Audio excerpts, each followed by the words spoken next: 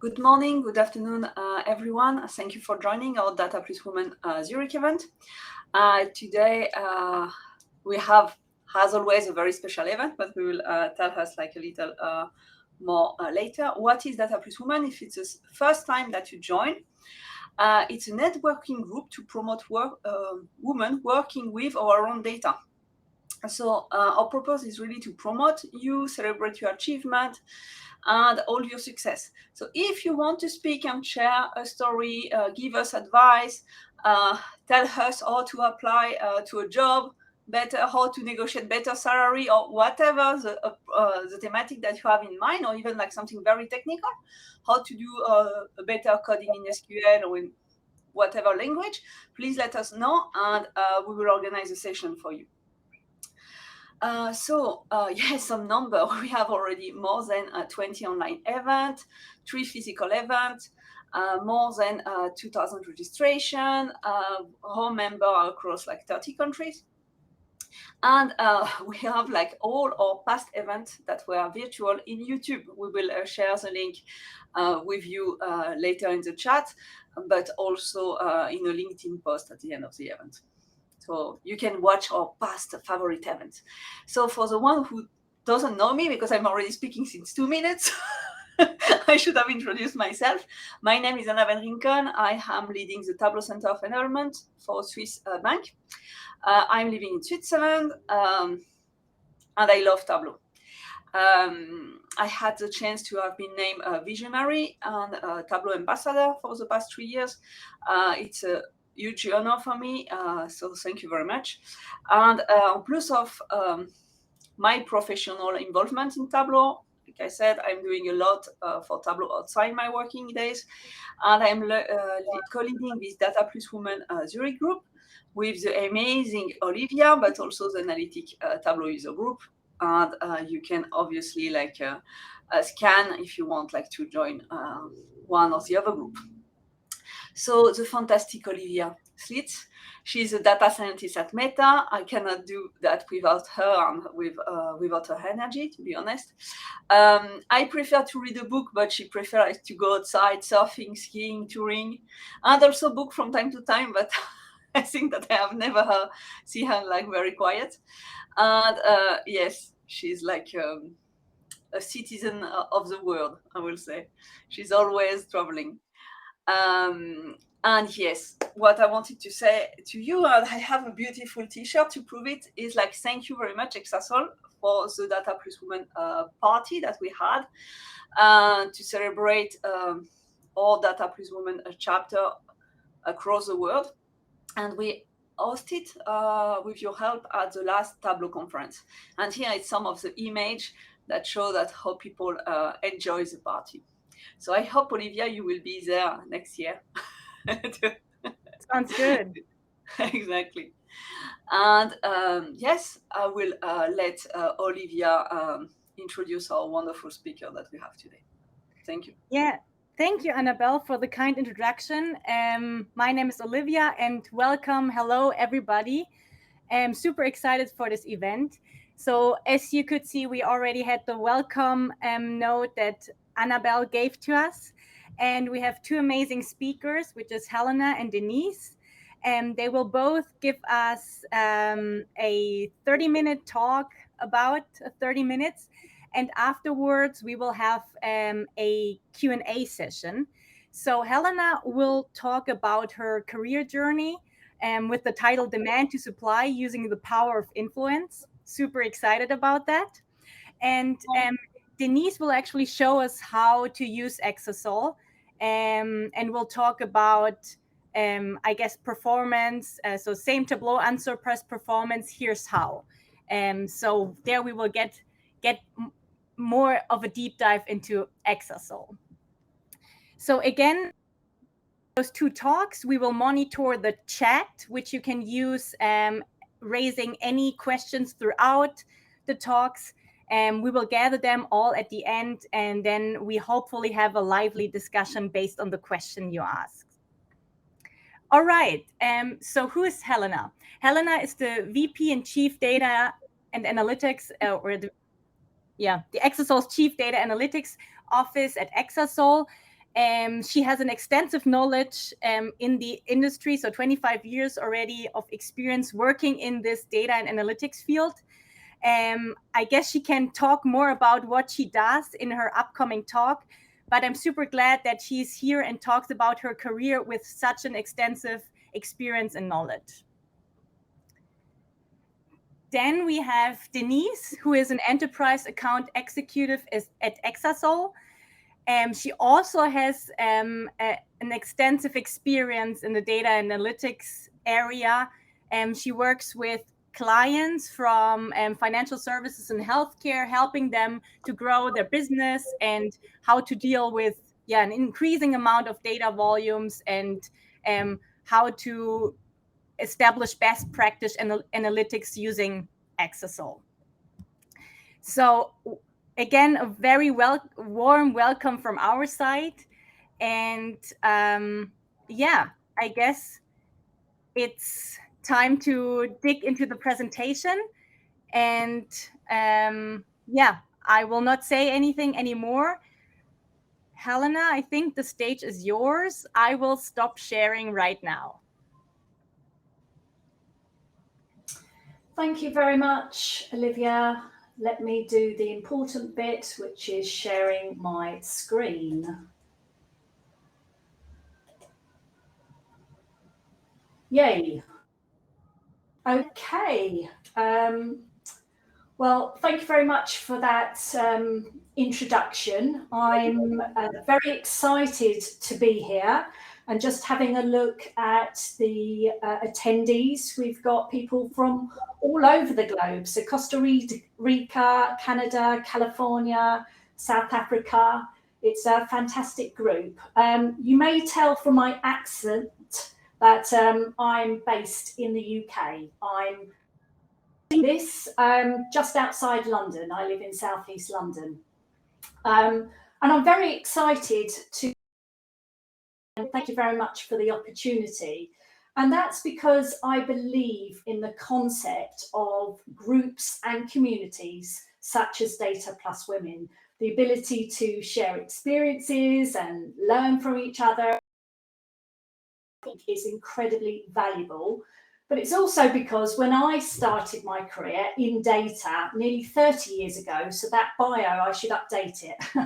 It's slightly out of date. But I started my career in data nearly 30 any women in data groups. And at the time, I didn't really think about it much. But looking back when I first started in my early 20s, I guess it was kind of isolating to be in the tech business. And so that's why I'm really encouraged, and I think it's really important to see groups such as Dataplus Women continue to thrive. So let me start. Have you ever been asked this question, primarily as a child?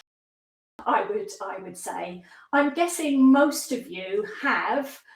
Maybe as a child, but maybe when you're choosing your degree, maybe after graduating, maybe when you're first stepping on the career ladder. I was definitely found it hard to answer. But looking back, I couldn't really have given a precise answer to what I wanted to be when I grew up, because I didn't realise a few things at that time. I didn't realise my career would not be linear.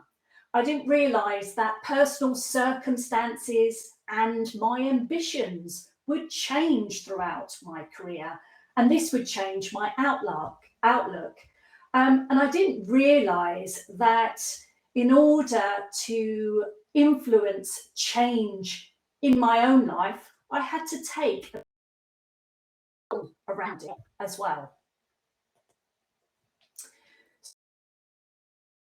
A little bit about my role at Exasol. The title of the presentation alludes to influence, so that's where I'm pretty much going to centre this presentation, and that because it's central to my role at Exasol. Now, I work with a range of different influences across different domains. I work with data leaders, both customers and prospects. I also work with industry analysts, and I also work with influencers within Exasol itself. Now, as you can see, they're color coded, those boxes, and they're color coded for a reason, and this will become evident. So the green box are really end users of data and analytics. As I've mentioned, some are customers, some are prospects, some are in the data community, and they work on the demand side. At the bottom, you would see an orange box. This is myself working with influencers with those that have relevant, really deep expertise in our particular market, which is high performance analytics. And then in the middle box, as I've mentioned, I work with industry analysts. So they are firms, Gartner and Forrester and IDC. My role here really is to ensure that we, I should say, understand their influence on our market, but also that I ensure they're updated on key developments and initiatives at Exasol, our customer success and our corporate strategy.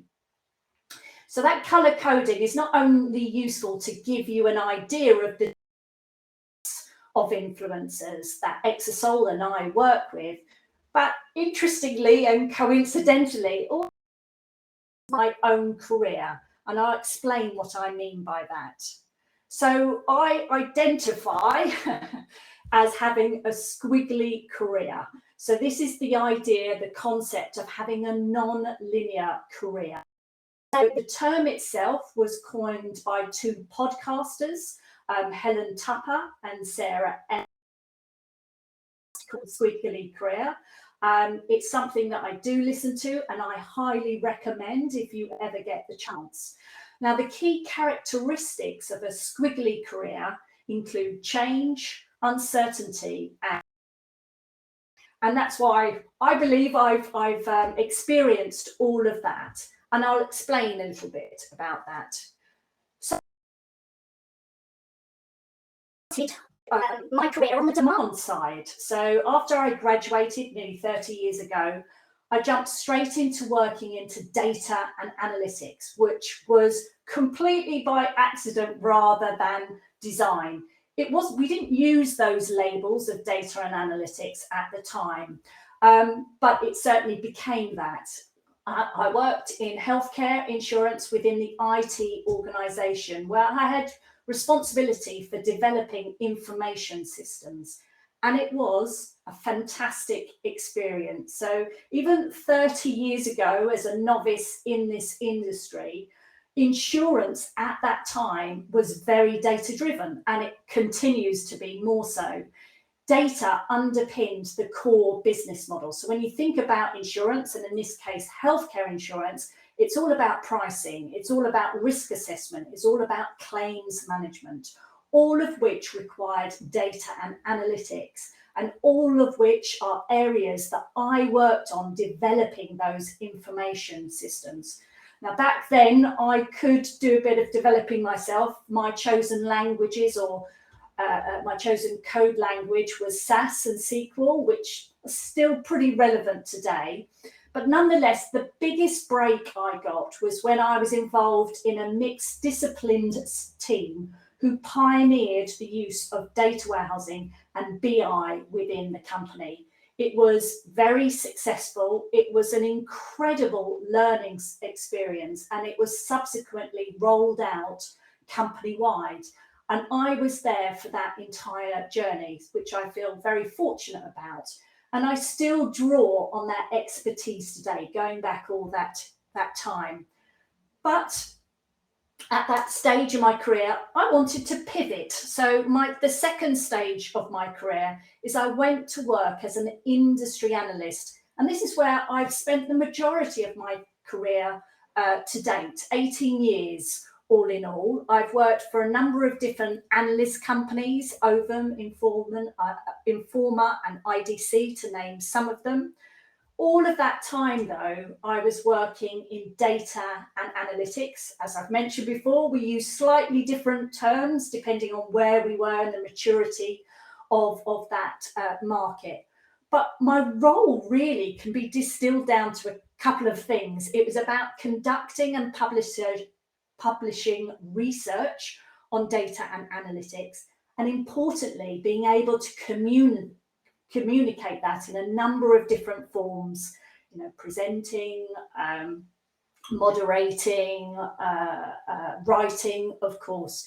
And it was about communicating ideas and trends and market dynamics to educate and inform, and ultimately to guide some of those decisions by both end users and vendors.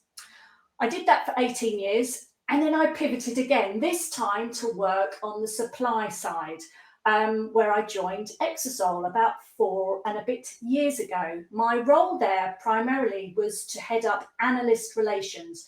Having been an analyst myself, I wanted to flip to the other side and see what it was like to work with multiple analyst firms. I've also been lucky enough to support our market intelligence efforts, drawing on the expertise of analysts and my own knowledge. I can help inform different business functions at Exasol, but I was also involved in data evangelism. So that's really just speaking and vocalizing and help elevating Exasol's voice within this very busy market, whether that's doing events such as this, whether it's a roundtable, whether it's a panel discussion, whether it's a presentation at an event. And I'm also very excited to be supporting our customer testimonials program, which helps again elevate and amplify the voice and stories of our customers. So that's my career today, but what about me as well? So a little bit about me, if you're interested. So we've mentioned sports previously. So what gets me up in the morning is definitely swimming. I try and swim most weekdays, but after a swim, I definitely need my caffeine fix as well. And as I have mentioned, I'm a really big fan of podcasts and have been for a number of years before it started becoming popular. As you can see there, I do have 2 children. This was taken a few years ago, so they're a bit older than this picture. They're now 20 and 17. I've been a single parent for the majority of their life after splitting from their dad, which is rewarding, but brings its own challenges, especially when juggling a career. But I'm now very happily in a new relationship with my partner, Michael. So moving on a bit and switching gears a little, why do I want to talk about influence rather than perhaps, you know, diving into how I work with data or some of the skills I need to work with data? Well, there are 2 key reasons. Firstly, as I mentioned, I believe you are instrumental in influencing change in your own career. But secondly, as I've demonstrated, I work with influencers. So I find this a fascinating subject. I do reflect on it a lot. And I have been musing over my own career in order to put together these slides and how to become a better influencer. You know, whatever the sphere you're working in, whether it's at an individual level, a personal level, a team level, peers, friends, department level. So I've had to think about it, and I've stripped it back to its basics. And these are a few of my own views and opinions. So it's not scientific, it definitely isn't data driven. But I do think there are these 2 dimensions here. There's how you influence yourself and how you influence others. So to begin with understanding myself, I think this is key to being able to influence others. I've definitely become more self-aware over the years. I'm still a work in progress, aren't we all? But much of my desire to be more self-aware does stem from becoming a single parent and all the changes and challenges and exciting times that this presented. And there are a few things that I did. So I did take time out to reflect on my experiences and how they had shaped my thoughts, my emotions, my behaviours, and my own situation. As you'd expect, I was keen to get other people's feedback, not only from family and friends and loved ones, but also on a professional level. I got really interested in CBT, which is cognitive behavioural therapy. I was also coached by an expert, which really helped me. It helped me explore my experiences, uncover patterns in my thinking, and really just gain that deeper self-awareness and insights into my thoughts and behaviours, which was incredibly useful. And at the same time, it also helped me in terms of providing me with strategies and tactics to reframe my thinking, which I continue to practice today. And finally, I did pay attention to my own emotions. I do experience a wide range of emotions, don't we all? And they do affect me, both positively and negatively. So I definitely know that sometimes when I'm experiencing intense emotions, whether that's happiness or anxiety, that can impact my ability to think clearly and make rational decisions. So I'm aware of that constantly. So always pausing and finding it useful to stop and think and examine why I'm feeling what I'm feeling. All of these, I think, are useful tactics in building that self-awareness and therefore being more able to understand how you can influence. So the second part of this is about influencing others. I don't know if you know this gentleman, and apologies for the slightly grainy image, but this gentleman, Dale Carnegie, has the best-selling self-improvement book of all time. It's How to Win Friends and Influence People, which he wrote in 1936, so over 80 years ago. And it's still very much referenced today. If I was to very, very briefly distill it down into two key philosophies, I would say that this is how I would see it. And as you can see there on the top one there, it's about the people element. It's about the social and the people skills, how they win hands down over, a technical ability. And I think that's really important. I think many of us do remember that this is important in a very technical industry, such as the data industry. And Carnegie was really keen to emphasize the need to listen actively, to acknowledge others' perspectives, and to demonstrate empathy as well.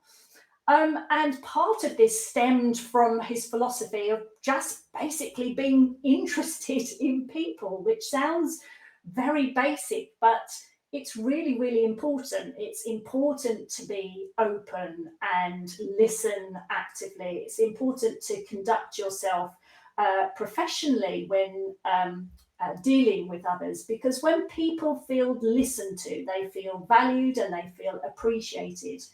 And therefore, they're more open to being influenced and working collaboratively. So to me, a lot of the principles in this book are still relevant today, even though when we think about influence, we're thinking about it in a much broader term today, especially since the advent of social media. So I really wanted to sort of bring this to a close, really, by building on all of that and reflecting on my own career to come up with sort of 5 key areas that I believe impact our ability to influence others. And I'd be interested to get your thoughts if you wanted to put in chat, if you would add any others or change any of these particular capabilities. So the first one there, not surprisingly, communication skills. Our ability to communicate clearly, to articulate thoughts and actively listen to others, And I do believe active listening is an underrated skill. I don't know if any of you agree out there, but I think it plays a crucial role in influencing others. It helps us understand different perspectives. It helps us adapt our message to a particular audience, and we can use different techniques to convey our ideas convincingly. I also believe that credibility and expertise impact our ability to influence. Demonstrating expertise in certain areas, so working in data, working with Tableau, working with other tools, demonstrating that expertise builds that credibility, because people are more likely to be influenced by individuals they perceive as knowledgeable, as trustworthy, as reliable, as they've built up that credibility by demonstrating their experience and their track record of success. The middle one there is about relationships and trust. So building positive relationships is vital for influence. Developing genuine connections, both online and offline, investing time to actively listen, to be interested in others, to understand others' motivations, can really strengthen those relationships and your ability to influence them, whether that's through building rapport, having empathy, showing respect. These are all good traits to have. There's also our own personal power and influence tactics. So this is a subject of one of the episodes on the Squiggly Career podcast around social influence. I haven't listened to it, I have to admit, but I do recommend the podcast as a whole. But this is all about personal power, really elevating some of our personal qualities and our expertise, our position, and using that to influence other, and using certain tactics perhaps to facilitate collaboration, to take a more consultative approach to building coalitions. All of these can help deploy certain strategies that persuade and influence others. And finally it's about flexibility, it's about adaptability as well. I do believe key to this is being open to different ideas, different perspectives, different views and opinions. And that can broaden your influence at the same time. The ability, as I mentioned before, to adapt your communication style, your strategies to suit different situations and audiences, again, can increase your effectiveness in both communicating but also influencing others. So that pretty much wraps up my portion of this Dataplus Women presentation. I hope you've found it interesting to hear a little bit about the need for developing self-awareness, to continuously improve those communication skills, to build relationships, and also enhance your own emotional intelligence, all of which can contribute to becoming a more influential person in your life and your career.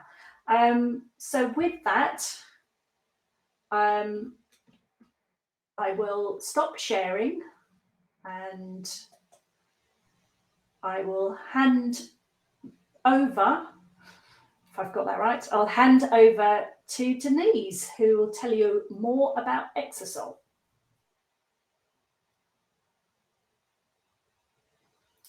Just on mute, so I'll...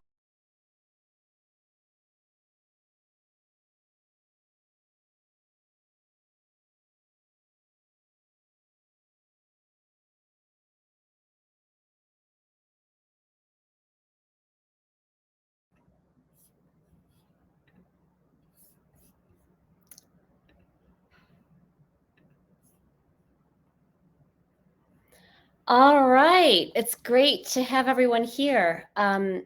some of you may recognize me. I was at the Women in Data Happy Hour in Las Vegas. I was the one handing out all of the very cool Exasol swag. So it's great to see those of you who were there. And what I'm going to do today is give you a presentation that will give you a glimpse into how Exasol can amp up your Tableau experience. And this will also include a short 4-minute video demo. So you'll really get to have a great idea of how we integrate. So essentially, we are not looking to reinvent the wheel. We simply want to make it better.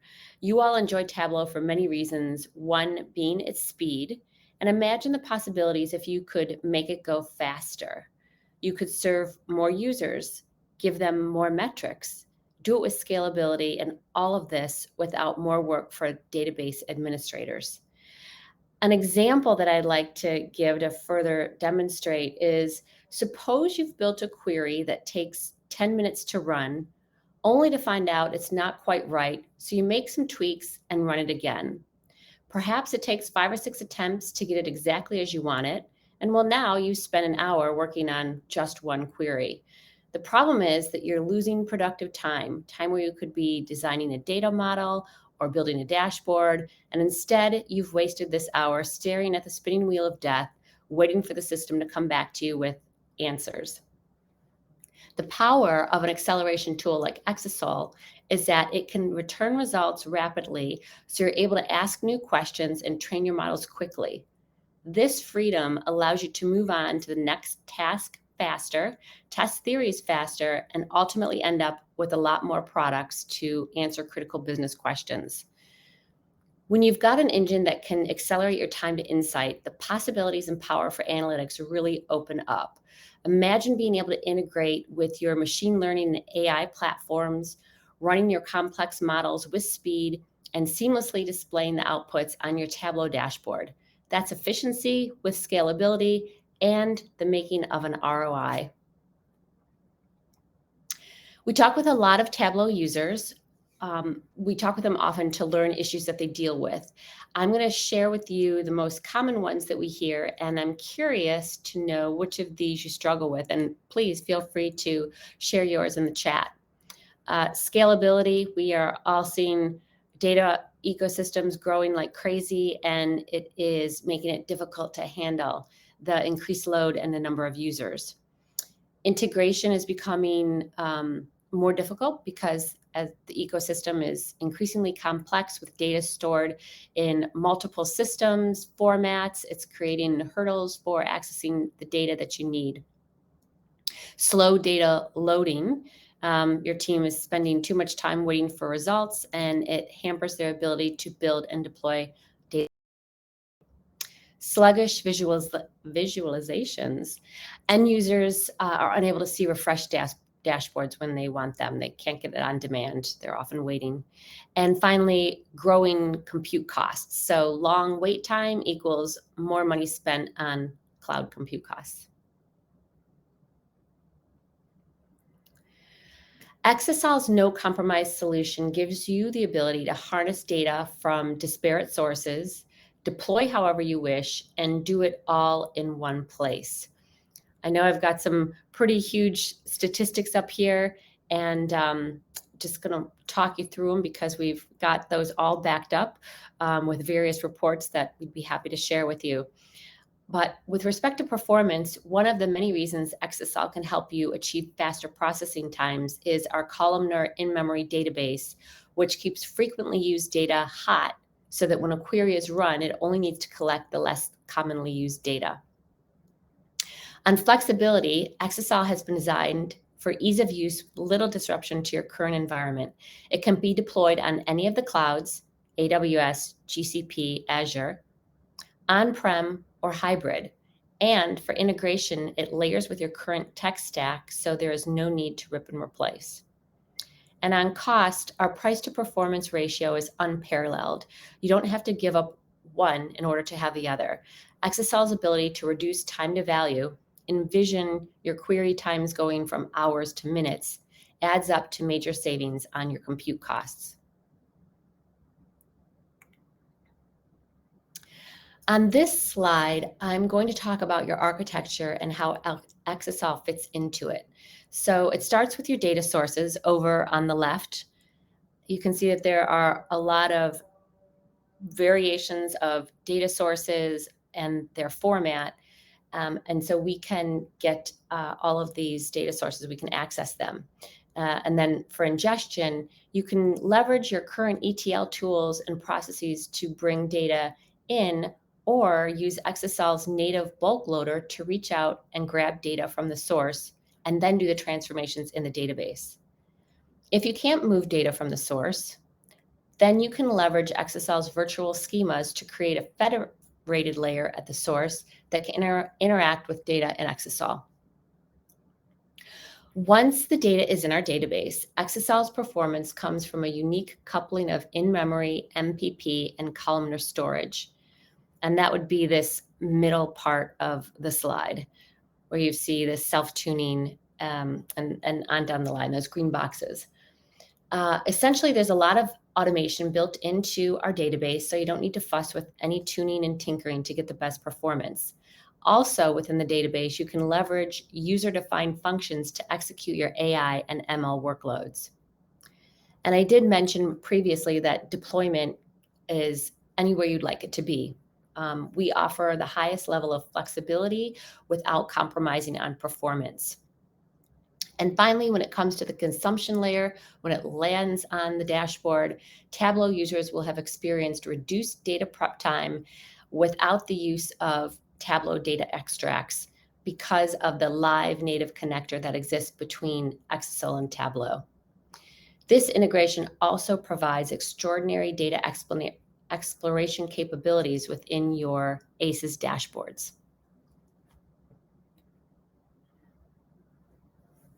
There are several options available on how to structure Exasol in your environment. The first is an acceleration layer where we sit between the data warehouse and visualization tool. It's a targeted approach because it focuses on a particular application and can be launched with little to no disruption. T-Mobile uses this configuration for rollout of their 5G network in urban areas. Another option is the performance layer that spans across multiple applications and workloads, providing access to data that may have previously been siloed. Exasol makes this happen through our virtual schemas. Potential additional cost savings may be recognized through scaling down or replacing legacy technology. Verizon uses the performance layer for handling supply chain optimization. Last but not least is the option to use Exasol as an enterprise-wide database to consolidate analytics workloads across all lines of business, providing a single source of truth by feeding all users and applications from BI, AI, and ML through Exasol. Adidas has completely embraced our database for running their customer profiling analytics. Okay, so now for the fun, let's watch Exasol in action. And just give me a minute to switch to the video.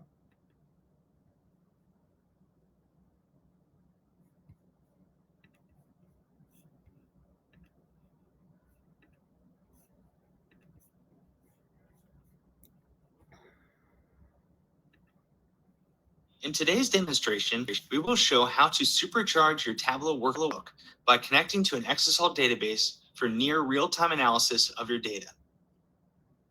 First, we will open our workbook using Tableau Desktop. Because we're using a live connection, when the workbook first loads, we will enter our Exasol credentials and connect to our Exasol database. Once connected, the dashboard will send queries on the fly to Exasol to populate the initial dashboard.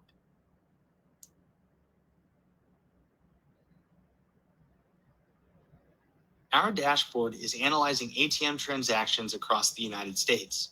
Let's start a performance recording before we start analyzing so we can see what queries are being sent to Exasol and how well they are performing. As you can see, we have over 1 billion transactions and 11 million clients. That's a lot of data. Exasol removes the limitations of extracts and allows you to analyze all of your data, no matter the volume and granularity. Let's first click on a few states to see state-level analysis. You can see the performance is near real-time, even though the queries are being ran in Exasol. Now let's drill down into Florida. Let's filter our data on quarter, card types, and then frequency. Because Exasol can store and process your raw unaggregated data, you can drill down to the grain that best suits your analysis needs.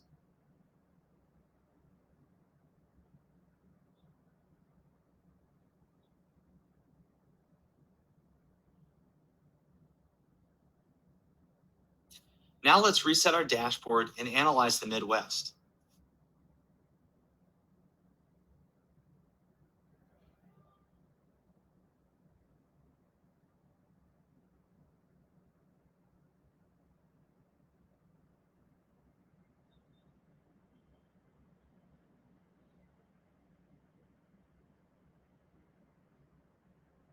Even while filtering on a much larger set of data, we are getting an excellent dashboard experience. This makes dashboard design and usage enjoyable and frictionless for our end users. We can easily drill down into the Midwest by a range of quarters, card types, and frequencies.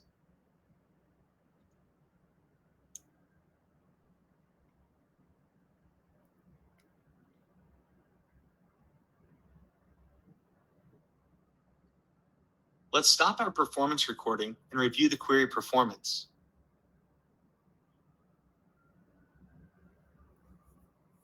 We see that our most complex and longest running query was 7 seconds. We can also see what select statements Tableau sent to Exasol. We can also see for each click how many queries were sent to Exasol to populate the dashboard. We see that with each click, about 5 to 7 queries are ran at the same time in Exasol. This means high concurrency. Exasol handles this with ease.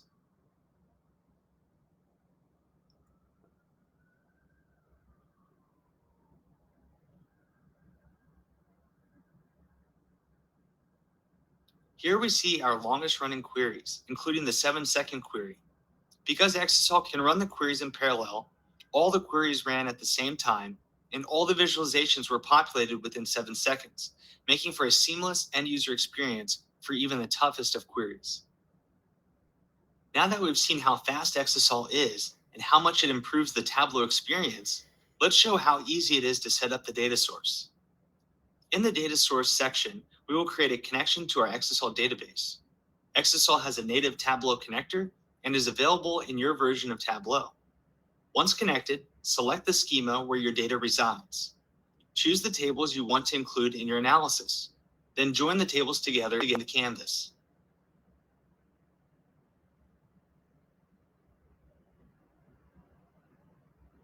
Lastly, select Live as the connection type. That's it. No need to load any data to the Tableau server. Now you are one step closer to getting better business insights.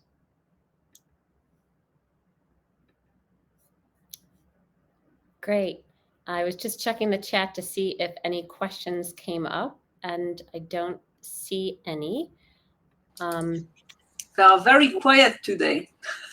So usually they are not so much quiet, but I'm sure that Olivia will have like some question reserved on her side.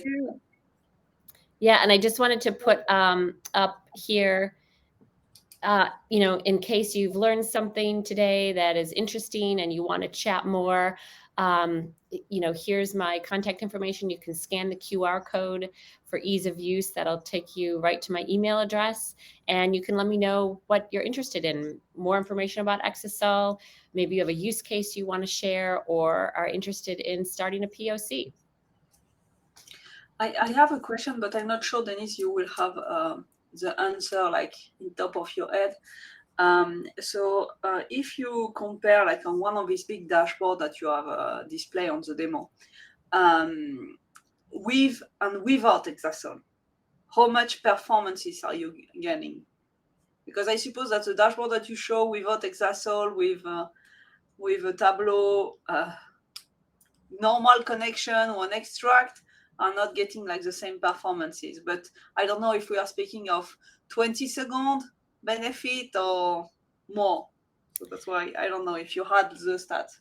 Yeah, it really depends on the situation. We have seen clients reduce times from hours to minutes. So, it may be to a significance of that level, or it may be a situation where you're going from, minutes to seconds. And it really depends on the use case. Whether it's something that's needed in real time. We have clients that are looking for scenarios where they need near real time or within a few seconds. And then there are other situations where that level of urgency isn't needed. And so if it's a 10 to 20 second lag, that is suitable. So it really depends on the use case, the complexity of the queries that we're working with, the amount of data, and the concurrency that is happening at any given point in time.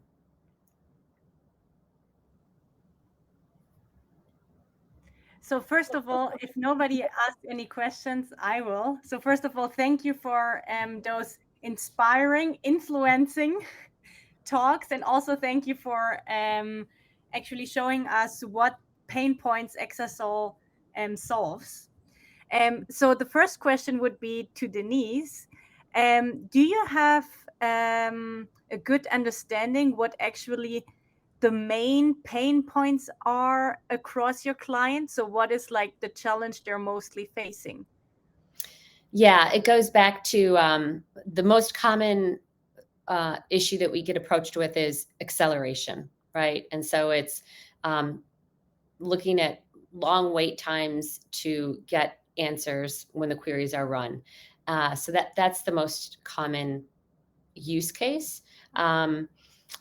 We do have clients that are using us also as an entire database. So they get to a point where they realize how effective we are because we have the virtual schemas and ability to bring information into our database that might not otherwise be accessed because of the way that other databases are set up, and they don't have the same availability to just reach out into many sources.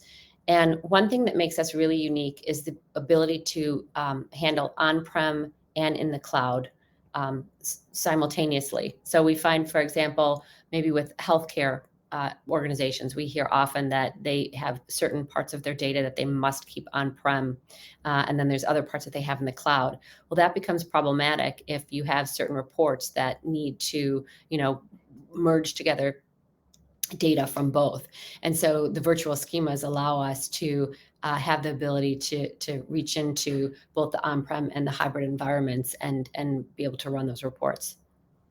That is so interesting. We had basically the same problem that you just mentioned at banks. So when I was working in banking, it's kind of the same story.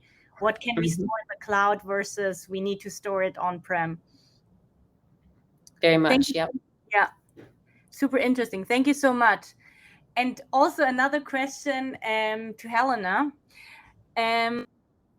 Talked about, I was mainly interested in how do we influence others and what skills should we kind of bring to the table or try to work on in order to do that successfully. What I've been struggling so far, it's not only early in my career, but when I basically join another company or I work in another environment, how do I quickly get into this or master those skills or influence the people in this new environment, as I need to first build up my expertise. I need to build up my relationships. So I find that very hard at the beginning of when I start in a new environment. Do you have any tips or advice on that? Yeah, and I think we've all been in that situation of maybe starting a new role within an existing company or starting completely from scratch in a new company altogether. And when I think just generally, not just about influencing, but when I think about getting up to speed in any job or role, I think, most people look at this usually around the 90 days to 100 days. They kind of think in those timelines. I think you can broadly think of this in 3 phases. So I would very much describe the first phase, when you first arrive, as the listening phase. So to your point, this is about making connections, establishing the organizational structure, talking to people, actively listening, building those connections, understanding who sits within your team and how they work and interact with other teams. So definitely there's a great deal of work in that sort of initial phase. And then the second phase really in any sort of new job is understanding how you're going to make an impact and what value you're going to bring to this organization in that role. So that's definitely, you know, the building phase. And again, to your point, it's about building more rapport. It's about, you know, setting expectations about what you're going to be working on or how you're going to be delivering, and all of those good things. And then the final phase is about executing. And that's really important as well. So it's the listening, it's the building, and the executing, because that relates back to my earlier point. If you can demonstrate credibility and knowledge in a particular area by executing whatever it is, whatever you're doing, then that in itself is going to demonstrate your ability and therefore impact your influence within the organization. So I broadly think about it in those 3 stages when starting in a new role or a new company.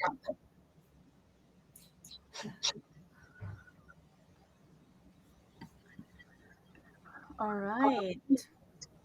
I don't see any questions from the audience. Very quiet audience today. And in LinkedIn, they're also very quiet. They're still there, but very quiet. No, I often wonder 2 things. In my career, when I wanted to take a more, more responsibility, I didn't have the chance to do it internally. I always had to change job or change company, let's say, which I find surprising that I was never given the chance internally to grow. So I don't know if I don't manage to convince internally, or they say that I'm too good at my current job to to be given more responsibility. That is often sometimes I wonder how to convince. It seems that it's easier to convince externally than to convince internally that you can grow up. So why do you think that is? I suppose is the obvious question. I mean, I have been asking this question to myself since 20 years, so it's probably something related to me and not to other, But yeah, that's interesting. I mean, from my own personal experience, then yes, definitely. I think if I wanted to, and I describe sort of stepping up a ladder and gradually increasing my influence, it kind of has moved around and I've pivoted and all of that. But when I do want to, when I have moved and pivoted as well, that's always a great opportunity in which to very quickly build influence, because you've got that advantage of being the new person and people are interested in you, and that's when you can perhaps start almost immediately building that influence, building those networks, building those relationships. I've definitely found that has helped me to a certain degree. I don't know, Denise, if you've Yeah, I mean, I think for me, it's been definitely an evolution, and I attribute it to the many mentors I have had along the way, and some of them I still have. I have mentors that I've had for 25 years. They've become friends as well, but so I think that has a lot to do with how I've evolved, how I see insights, look for advice, whether it's big things like career or whether it's the smallest things like how to handle a situation, on a day-to-day basis that I'm dealing with. Cool. And we also have the first question. Thank you so much, Deborah, for asking. So the question, I guess it's more targeted at Denise. It's how can one get started with learning how to use Exasol? And at what point can you ask your team to use it? Yeah, so that's a great question. And obviously, I'm happy to talk with you further on a one-to-one basis. We do have a community edition of Exasol that you can go onto our website and get a free trial, for lack of a better word. It's a small environment that you can use as a sandbox, and that will give you the ability to start experimenting with it. And also on our website, there are many resources on how to use Exasol. So that's a quick way that you could experiment with it and learn how it works in your environment and get a better understanding of how it might, be helpful to you, and then also give you an idea of, if you wanted to talk with your team, where they might see value in it. So yes, definitely, please reach out to me if you'd like to know more. Cool. So again, I think I don't see any other questions from our shy audience. Too bad for them. Yeah. We are at the end. Do you want, like Helena or Denise, to add anything? Otherwise, we will close the event for today. This has been great. Thank you. No, thank you for both of you to coming. Yes. Thank you. Thank you for the opportunity. So before we leave, I will just quickly say a few more words. Again, thank you for our two amazing speakers. We are always happy to get inspired by different people from different companies giving different perspectives. So I just love that about Dataplus Women, that it's so diverse, and every time you meet new people and get new inspiration. So if you also want to present, and we would be very grateful for that, please get in touch with us. You can either follow us on Twitter, or you can just scan the barcode, QR code, and just join or contact us via the hub page. Look for events. This event is also being recorded, so you can also rewatch it. And again, thank you so much for coming, and thank you for Tableau and Exasol in general. Without you, it would have not been possible to do those events. Thank you. Bye. Bye.